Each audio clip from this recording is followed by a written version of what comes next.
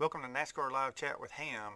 If you don't know me, I'm David Hamm. I'm a 25-year NASCAR engine builder, recently retired from NASCAR. Was a 7-year jackman, owner of Hammscapes Landscaping and Equipment Repair and Restoration Company.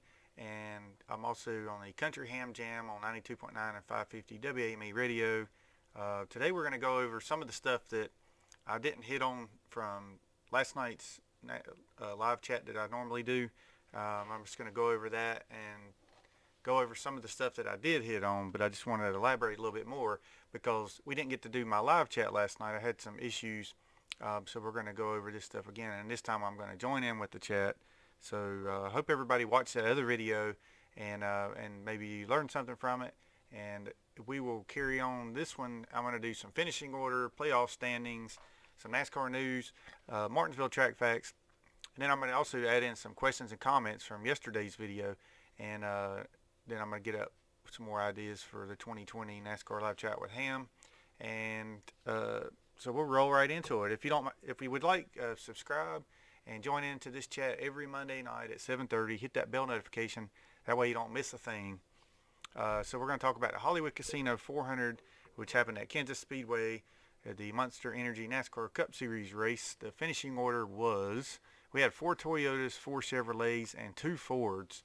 They were Denny Hamlin won the race, Chase Elliott, Kyle Busch, Kurt Busch, William Byron, Martin Truex, Eric Jones, Clint Bowyer, Kevin Harvick, and Jimmy Johnson rounding out the top 10. The stage winners were Joey Logano, first stage, Denny Hamlin second, and then Denny Hamlin obviously the race winner. So in the playoffs we have those advancing to the round of 8 are Kyle Busch, Martin Truex Jr., Denny Hamlin, 3 Toyotas there, Joey Logano, Kevin Harvick, Chase Elliott, Kyle Larson, and Ryan Blaney. And, I don't see Brad Keselowski's name in there instead of Chase Elliott, in my opinion. But so now we do have 2 Chevrolets, which I'm sure that's what NASCAR wanted. And like I said, 3 Toyotas and 3 Fords. So we've been narrowed down from our 5 Fords to 3. So yeah, eliminated from going into the round of 8 are 2 Fords and 2 Chevys, including Brad Keselowski, Alex Bowman, William Byron, Clint Bowyer, and as I said, and as Paul Rodriguez was pointing out, that Chase Elliott was behind Brad Keselowski most of all day, and then there was kind of an inopportune caution that came out there, to the much of a dismay of us and Rachel Rodman especially. So some of the NASCAR news, we got NASCAR is in the late stages of signing Geico as a premier partner for its new Cup Series sponsorship model. It will be the first time NASCAR hasn't had a title sponsor since 1971 with R.J. Reynolds. I'm sure y'all remember the old Winston Cup days. JTG and the 47 hauler caught fire Thursday in Illinois. The fire started at the rear axle and quickly spread throughout the trailer. The trailer was unhooked, and it appears there are no injuries sustained. And then we had the 10 caller that ran off the road there in North Carolina on Wednesday. The driver and co-driver at Colleague Racing received serious but non-life-threatening injuries. Both drivers have been released from the hospital as of Thursday. And then we had the former Gainer Outdoor Truck Series owner, Lonnie Troxel. He passed away, and he owned the truck driven by Wayne Edwards. At the end of this season, Brian Patty will be leaving Rouse Fenway, and he is currently Ricky Stenhouse's crew chief. It's still up in the air whether he's going to continue to be the crew chief, or maybe he'll slide over to that 14 car. Who knows? We'll see how that works out. And Jimmy Johnson said he will decide in the next 4 to 6 months if he will retire or continue racing. We talked about last night NASCAR's buyout of the ISC, International Speedway Corporation, finalized. This would be yesterday or Sunday. This means that NASCAR can now change the schedules of the tracks around as they see fit.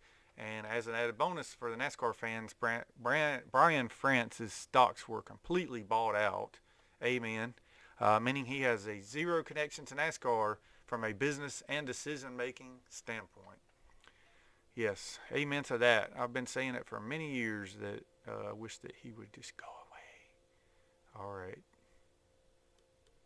So we have NASCAR has taken over 12 tracks, including Daytona, Talladega, Homestead, Auto Club, Chicagoland, Darlington, Phoenix, Martinsville, Michigan, Richmond, Kansas, and let's see, Atlanta, Bristol, Charlotte, Kentucky, Las Vegas, New Hampshire, Sonoma, Texas, and 8 other tracks, or the 8 other tracks. Route 66. So January 28, 2019, it was revealed that Chicagoland, Darlington, Kansas, Martinsville, Michigan, Phoenix, and Richmond removed 78,000 seats. And we're going to get into a little bit of that at the end of this segment on some of the things that I think we could do to make the racing better, to make, get the fans back in the stands instead of trying to put a Band-Aid on everything. So we will talk about that. All right, so I just want to make sure that I was actually recording here because I'm not talking to myself. So we'll roll into some Martinsville track facts. The first Data 500 is a Monster Energy NASCAR Cup Series stock car race held at Martinsville Speedway in Ridgeway, Virginia. The race has been run every NASCAR Cup Series year since inaugural year 1949, making it the oldest still run today. It is number 7 of the 10 races in the playoffs and the first race in a round of 8. The race has had 13 total sponsors. All right, the driver with the most wins, I asked a little quiz on this last night. It was Jeff Gordon. With this race, the fall race, he's had 6, but he has a total of 9 wins in Martinsville. Jimmy Johnson has 6 at this race, a total of 10 wins at Martinsville. Darrell Waltrip has a total of 11. Also 6 for the fall race, and Richard Petty has a total of 15. So I'd say the one with the most wins was Richard Petty, of course, and 6 of those were in the fall. The team with the most wins is Hendricks, which all of those guys I just mentioned, except Richard Petty, drove for Hendrick. The most wins was 16 in the fall, and a total of 24 wins at that track. The manufacturer with the most wins, of course, Chevy, because the Hendricks and all these other drivers, except for Petty, were a total of 62 total wins for Chevrolet. So we're going to go into some warm beer, cold beer. I didn't do it on my last show last night. So the first cold beer we're going to go with, and now this cold beer, warm beer doesn't necessarily mean, I guess it's kind of like hot and cold. Doesn't necessarily mean that the driver doesn't need a cold beer. The driver doesn't, or the driver needs it. Sometimes if a driver needs a warm beer, I'll tell you that that's what I think he needs. But I think in this case, most of them are going to, most all these deserve a cold beer, except, I don't see Kyle Busch in my next list of warm. All right, so Joey Logano gets cold beer. He was last year's. I'm sorry, back up. Joey Logano was last year's race winner at Martinsville. All right, let me skip down one line. Okay, cold beer, warm beer.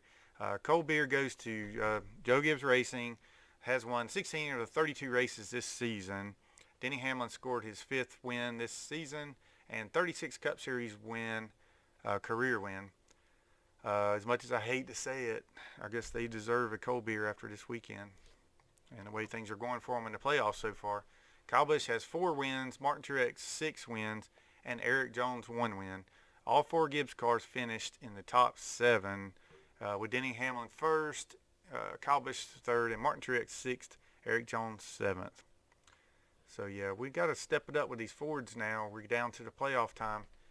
We can't be slacking off, and I know they're not necessarily slacking off on purpose, but they had a really good run at Talladega. So let's see, Chase Elliott is a cold beer. He's the 3rd year in the playoffs and his 5th year with Hendrick Motorsports, and he is the only Hendrick driver this year in the playoffs.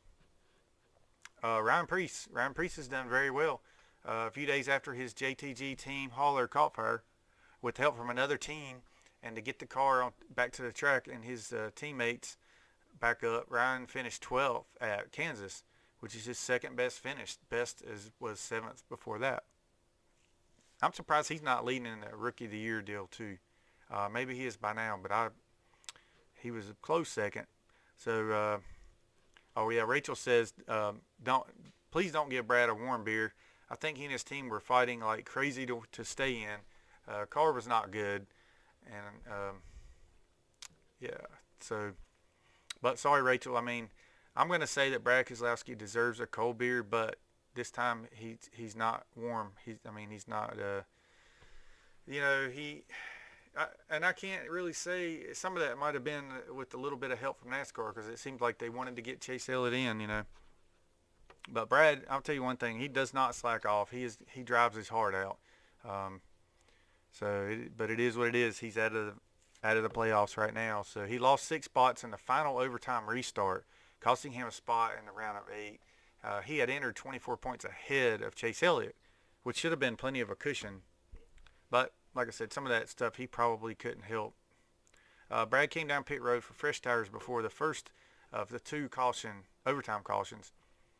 He would have been fine had the wreck in Turn 4 not caused a caution. So I guess you could say that's racing, but that's really frustrating. I know that Rachel's hating that. Brad restarted 13th during the second overtime and got bottled up in the pack, brushed the backstretch wall, and finished 19th. He was beat by Chase Elliott in final transfer first spot by 3 points. Just 3 points. That's it. Man, they should give you a mulligan. They should have a race where they say, all right, take your worst race and throw it out the window. Could you imagine all the stats and the stuff on that? People sitting down trying to figure that out. Holy moly. Okay, so Paul Rodriguez asked about the 43 car wheel and the hub. That hardly ever happens. And he said also David Ragan qualifying good. Now, these were comments Paul put on after the other show that I did last night. So if you want to go back on there and watch that one and comment down below, and that's something else y'all can do. And I say this every time, but when I'm done with this video and we're done premiering it, watching it tonight, you can actually go back on and comment, and I will see the comments because I get notifications to my phone. So if you have any questions, go back on there and comment.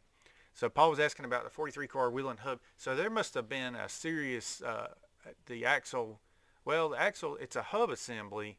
That hub assembly must have broke on the backside, because the axle goes through into the plate which got the splines in it. It's a drive plate, and then so everything's bolted on. It's bolted on there for safety, because back in the day when you would break an axle, and I've seen it happen many times at dirt tracks, what they called it was not a live axle. Anyway, it would break off and then your wheel and everything would go. So they must have had a serious malfunction on that car, and you don't see that very often at all. As far as David Ragan qualifying good, it may because he's seeing the end of his NASCAR Cup Series driving career, and he's wanting to do good. So he's trying to do the best for his team too, because he's a real stand-up guy. I think he's going to try to do the best he can for that team, and so. That's just the way it is with him, I do believe. So Rachel Rodman said, unless I misheard, why is the track removing seats? I think she's talking about Darlington, but we were mentioning all these other tracks that are taking the seats out. Oh, she said Darlington because Darlington was sold out. Well, I think it has a lot to do with whenever they go on TV and they, for one thing, you can see on television, what they used to try to do is move, if there's a lot of empty seats, they would try to move, not have the cameras facing those empty seats. They don't want the sponsors and people watching at home, that kind of stuff, to see empty seats. So I think by taking out the seats, there's a couple things they can do. One is to, maybe they don't have to pay as much insurance because that's less people coming into the track, for one. Maybe they have to pay taxes on every seat. The other thing is, I think that they can plan, more of how much beer they're going to have to get, how much food they're going to have on stock, and all that kind of stuff. If the seats aren't full, then and then it also sounds better when they can say we sold out. We sold out. Ticket sales are at 100%. I think that's the goal of every track is to look at their percentage, and Say we have 100% attendance today. And then that looks good for the television, which is where the money comes from. Whenever you get it, you got to have a full field of cars for TV time, for TV to pay, all that kind of stuff. So Terry Quinn, she says that how would I make the tracks better? She said, if you were changes to the, she also throws in there changes to the cars, engines, bringing back fans. So I actually made a little list of some of the ideas that I had now, and I did see recently they're going to have a resort added to a NASCAR track. One of the tracks is talking about doing that, and I could see stuff like that really helping, because if you had a big resort right next to a racetrack and people could just walk to where they're staying overnight, just like campers, but not everybody has campers, obviously. But I think that would be a really good idea to have some resorts and things like that at some of these tracks. I mean, why not?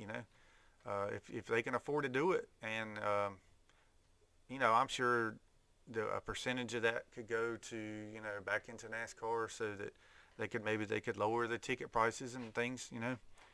Make the accommodations better for the fans, make it more fan friendly, and some of my ideas about that was to for one thing, keep the seats, because just plan that you're going to fill those seats instead of saying, well, we're going to take seats out because we're not filling them.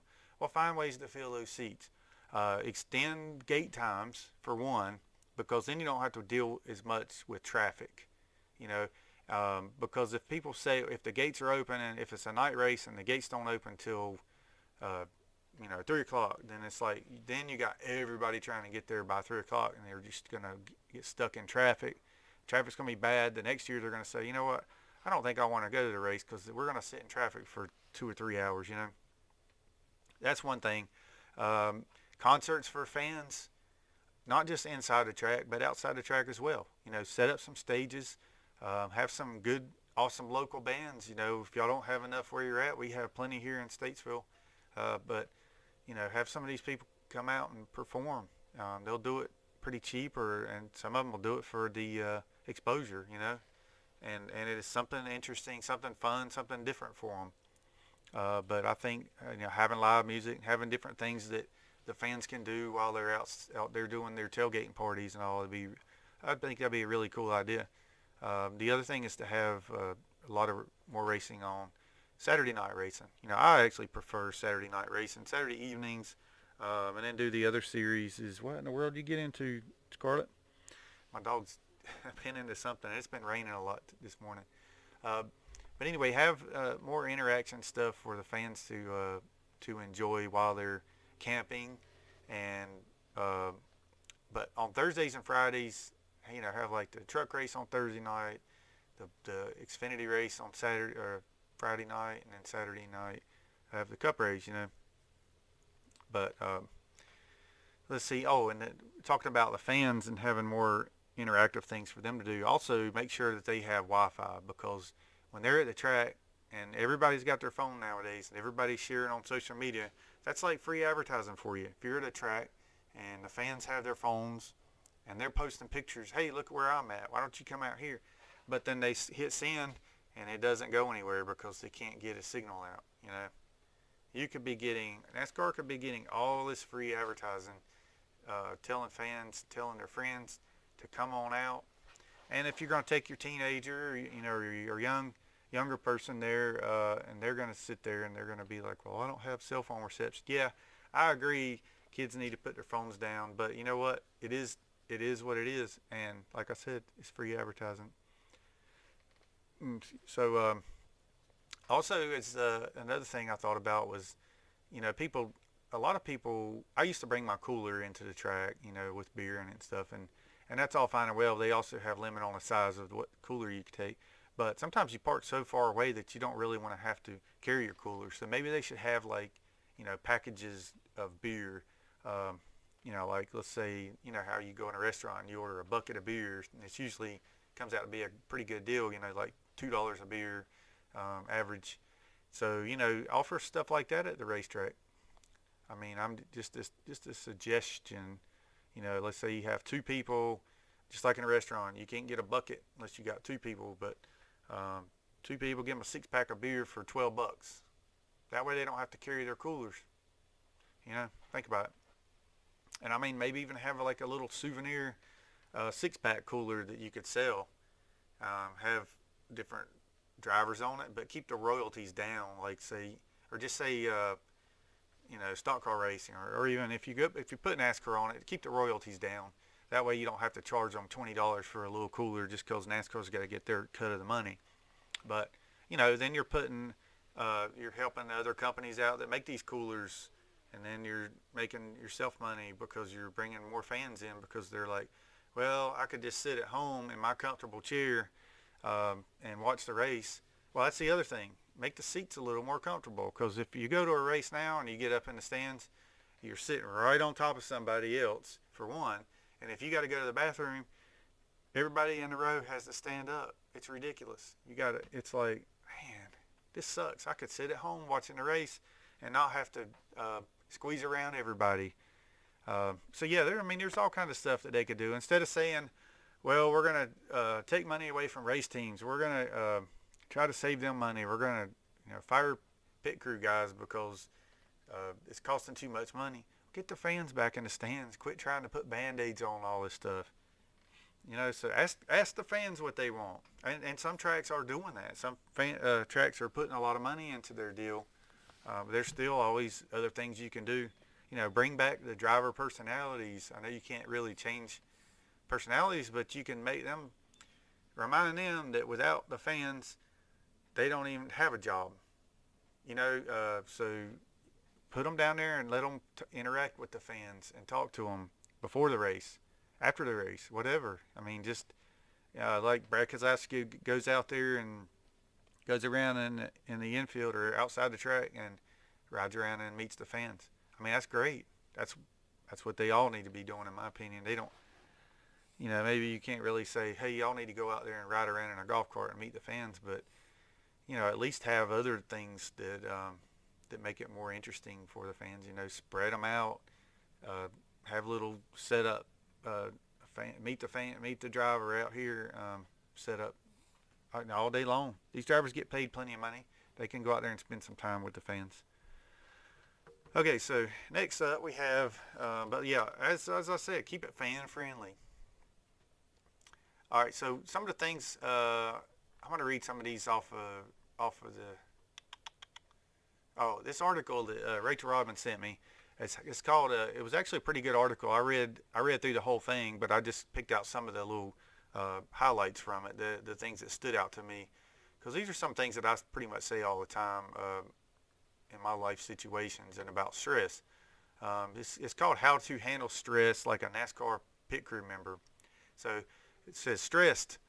Most of us try to avoid it. Plenty of studies say chronic stress is the leading cause of disease. However, stress is a normal part of daily life. The biggest misconception about stress is that it's bad. This is Terry Lyles, a PhD author of Performance Under Pressure. Okay, so if you look at it like this, we all go through stress. We have since the beginning of time. We have since we were children. When we're children and we get hungry, our stomach grumbles and we're like, okay, I'm under stress. I need a cookie or I need something. So then I start crying because I'm hungry. That's a stress. So you kind of learn it young to, there's always going to be stress in your life. You can't, when your kids have stress, you can't go over and take it away from them. You kind of have to let them learn about the stress. Otherwise they grow up to be non-productive adults that don't know how to handle life and stress, and they think everybody owes them something. So, all right. Okay, so back to the article. Stress is not bad, he says. It's not good either. It's how you interpret it. Lyles defines stress as an opposing force, potentially limiting forward progress. Professional athletes thrive on stress, but they don't call it that. They call it competition, he says. And I totally agree with that. There's a little bit more to the article. So basically, stress is how you interpret it. And I'll just be honest straight up with you. I have always been stressed about being in front of a big group of people, believe it or not. When I was a jackman, the most stressful times in my life were I had to perform. I had to jump off the pit wall, during, let's say, the pit crew competition, because I knew it was live on TV, or during the All-Star qualifying at Charlotte Motor Speedway. And, there's how many thousands of people up in the stands, and there's one car on the track and one pit crew doing the work. But you know what, you get, it was almost like an adrenaline rush that overtakes you, and you're only in the moment of what you're doing. But with me being so shy, I was so shy in elementary school that I did not want to eat. I couldn't stand eating in front of people. I would sit there in elementary school, and I would sit there with my head down, looking around, and I felt like everybody in the cafeteria was staring at me, saying how funny I looked because I was eating funny. I made sure I was paranoid about keeping my mouth shut. When I would walk down the halls, I felt like people were watching me walk. So how did I deal with that? I put myself in positions to where I was going to make myself stronger. I joined the football team in high school, which was, never played football a day in my life. 10th grade, I go in there and I start playing football. I ended up getting, I started back again in 11th grade. I ended up getting moved to varsity. My second year out, we're just in time for us to go to the state championships, which we ended up losing. But, I put myself in those situations. And so the part I was going to be straight up with you about is like doing MCing events and doing on the radio and things like that. It's kind of like the things I want to be better at, the things that kind of give me an adrenaline rush are the things that I do.